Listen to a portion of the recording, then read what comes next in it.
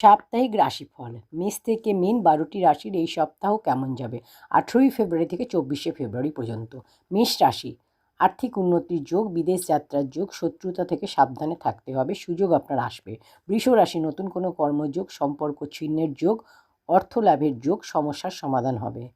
মিথুন রাশি, কর্মক্ষেত্রে শুভ, আর্থিক ব্যয়, মানসিক চাপ বৃদ্ধি, শরীর ভালো নয়, শরীর খারাপের যোগ। কর্কট রাশি, বিপদের যোগ, মানসিক অবসাদ, শরীর ভালো নয়, ভ্রমণে বাধা, প্রাপ্তিযোগে বাধা। সিংহ রাশি, আর্থিক দিক শুভ, শুভ অনুষ্ঠানের যোগ, নিজের শরীর ভালো নয়, গুরুজনের শরীরও ভালো নয়।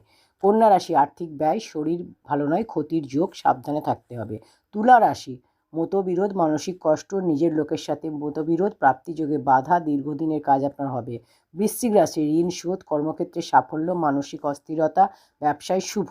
ধনুরাশি, বিদেশ যাত্রার যোগ, আর্থিক দিক শুভ, মানসিক চাপ বৃদ্ধি, শত্রুতা বৃদ্ধি। মকর রাশি, কর্মে বাধা, প্রেমের শুভ, শত্রুতা থেকে সাবধান, মতবিরোধ, শরীর ভালো নয়।